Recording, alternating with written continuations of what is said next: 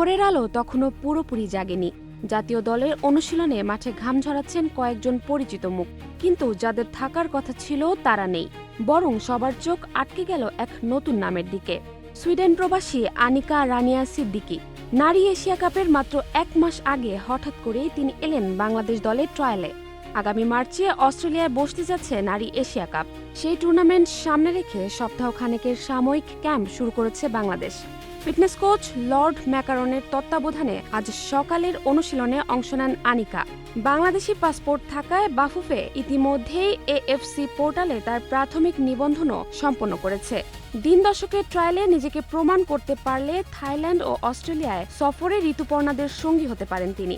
কিন্তু প্রশ্নটা অন্য জায়গায়। এশিয়া কাপের এত কাছে এসে কেন ট্রায়ালের সুযোগ পাচ্ছেন এক প্রবাসী ফুটবলার, অথচ সাবিনা খাতুন, কৃষ্ণা রানী সরকার, মাসুরা পারভিনের মতো পরীক্ষিত নামগুলো ক্যাম্পে নেই?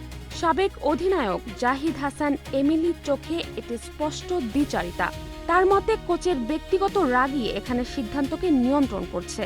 কোচ পিটার বাটলারের অধিকার আছে স্কোয়াড বাছাইয়ের, কিন্তু সেই সিদ্ধান্তের জবাবদিহি চাইলে গণমাধ্যমকে কেন তোপের মুখে পড়তে হয়? আনিকা ট্রায়ালে সিনিয়ররা বাইরে, এই বৈপরীত্যই এখন বাংলাদেশ নারী ফুটবলের সবচেয়ে বড় অমীমাংসিত প্রশ্ন। জাহরা জেবিন তন্নি, নাগরিক প্রতিদিন।